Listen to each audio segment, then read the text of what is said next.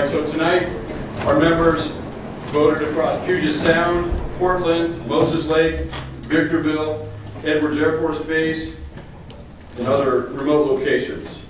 This is about respect, this is about addressing the past, and this is about fighting for our future. Our members rejected the contract by 94.6%.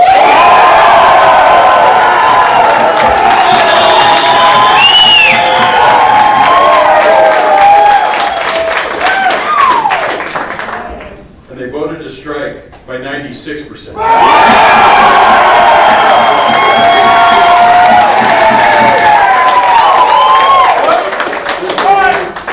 This will be an unfair labor practice strike, as there were many violations of the law while on the shop floor. We had discriminatory conduct, we had coercive questioning, we had unlawful surveillance, and we had unlawful promise of benefits. So Boeing has to stop breaking the law, has to bargain in good faith, and we will be back at the table whenever we can get there to drive forward on the issues that our members say are important. Congratulations, Machinists.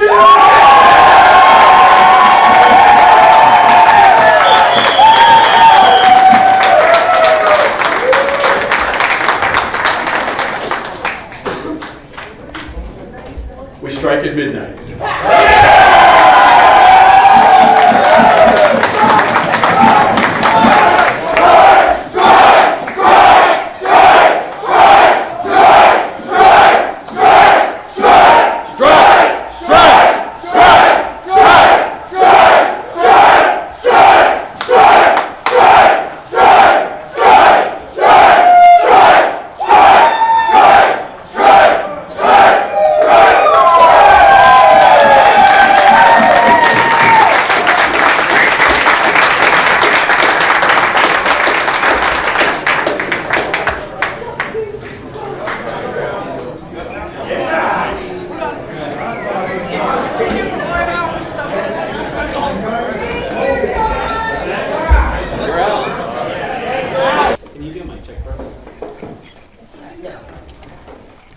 You guys hear me all right?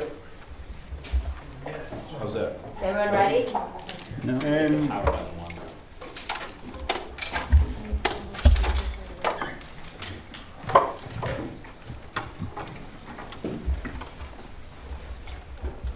right, how's that now? Good?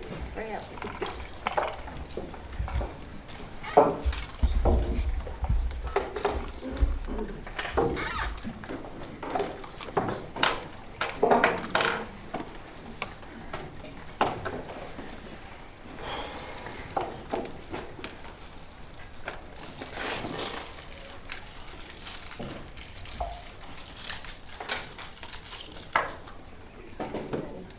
Okay, we ready? Go ahead. All right, thanks everyone. So we just announced over in the Stewards Hall that our members rejected the contract by 94.6%, and they voted to strike by 96%. So, you know, this has been a long time coming to get to the expiration of this contract. And while there were many important things that were in this offer, it didn't bridge the gap for 16 years from 2008 and going through 2 extensions and the threats of job loss, stagnated wages, cost shift on health care, and many other issues, and especially relocation of thousands of jobs for other programs in the state. Our members spoke loud and clear tonight. All day they were voting across Puget Sound, across Portland, Victorville, California, Edwards Air Force Base, Moses Lake, and I'm proud of our members. I'm proud of them for standing up and fighting for more for each other, for their families, for the community. There's a lot at stake here for our members. So I am proud of them. And we're going to get back to the table as quickly as we can. I'm not sure what that looks like this evening, but we'll certainly engage so that we can try to resolve the issues and address what the members' needs are. So with that, I'll open up for any questions. Madeline Ottley here with Cairo. Any response to concerns from union members who say the proposed deal was nowhere near what they were looking for, and who also expressed concerns that the union isn't acting in their best interest? Well, I know that we're acting in their best interest. So, we had an agreement that we negotiated, and we recommended that because there was many important things in it.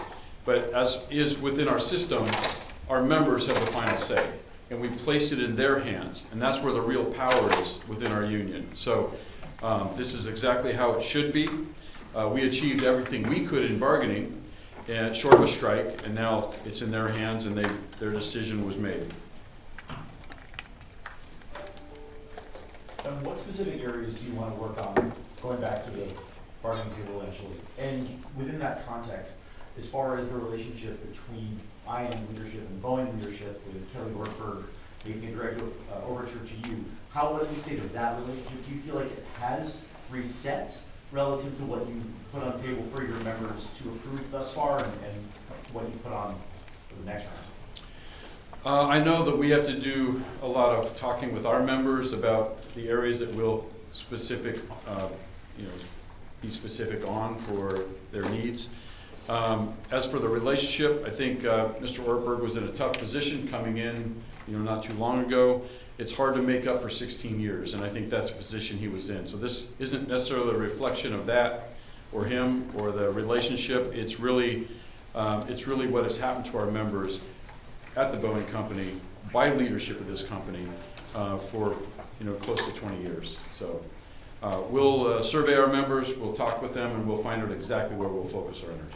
Sir, I know that the last Boeing strike was back in 2008. That lasted, I believe, 8 weeks. What is the message that you have for all your members, whether they voted for this or not, who are faced with the prospect of, the last one again was 2 months, they could be off the job 2 months? What do you say to them? Well, this is something that we take on one day at a time, 1 week at a time. We got to get back to the table. Our members sent a strong message. I know they're going to be staffing the picket lines tonight, and we'll be there 24/7 all across Puget Sound and Portland and the other locations.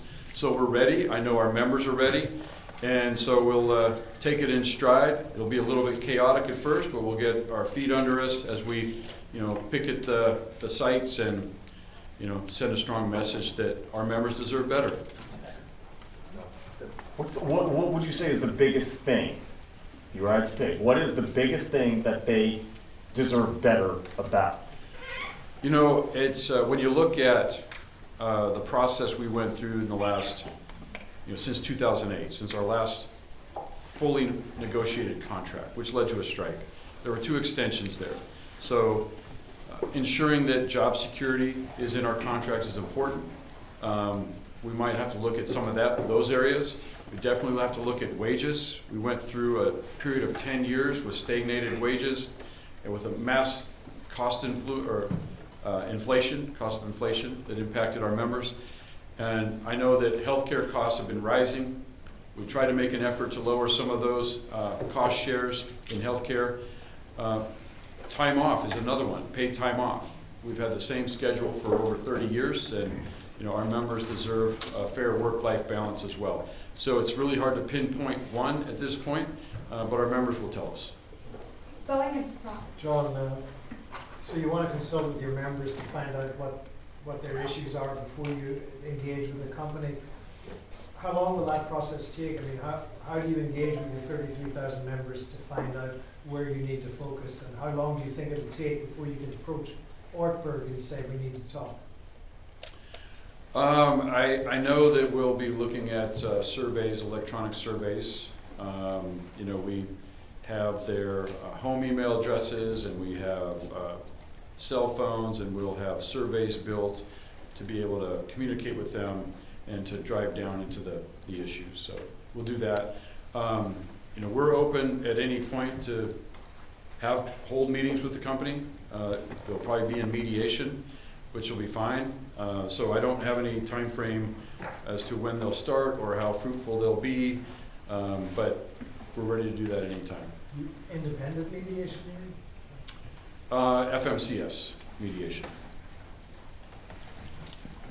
Boeing had promised to build its next plane here in Puget Sound. Is there a chance that this is now off the table, or separately from this, what do you expect the impact will be on this specific local region as a result of this strike?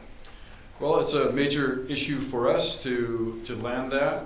It was a part of this agreement. There are other aspects of the agreement that clearly weren't good enough for our members, but that'll still be a priority for us, is to secure that work for the future.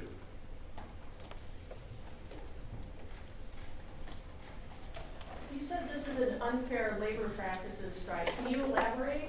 And are these issues that were apparent on Sunday when the union, recommended accepting this contract, or am I conflating apples and oranges? They absolutely were in play. We've been documenting them for the last couple of months, and a lot of it was on the shop floor.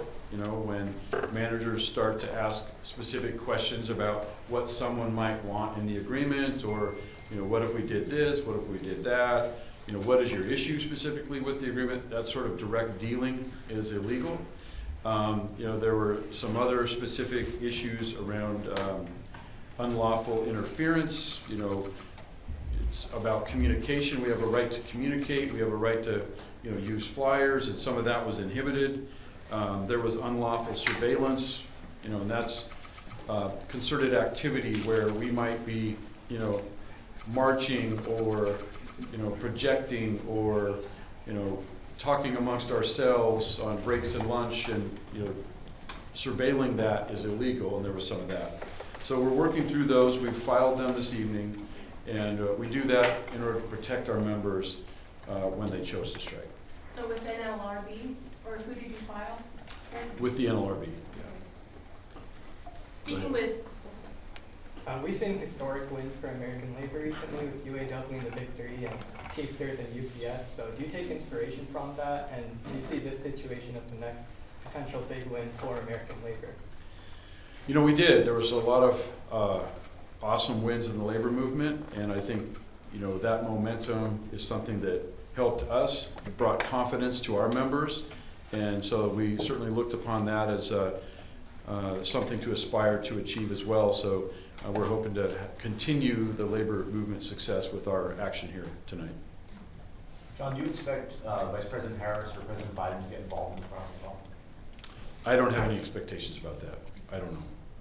Speaking with members today, not seeing the pension plan, a lot were disappointed at not seeing that in there. Is that going to be a priority going back to the table with Boeing? It will be a priority. That's one of the toughest issues we faced out of the last extension, was the loss of the defined benefit pension. I know that many members haven't healed from that wound. So I know it'll be an issue going forward, and it'll certainly be part of our talks going forward.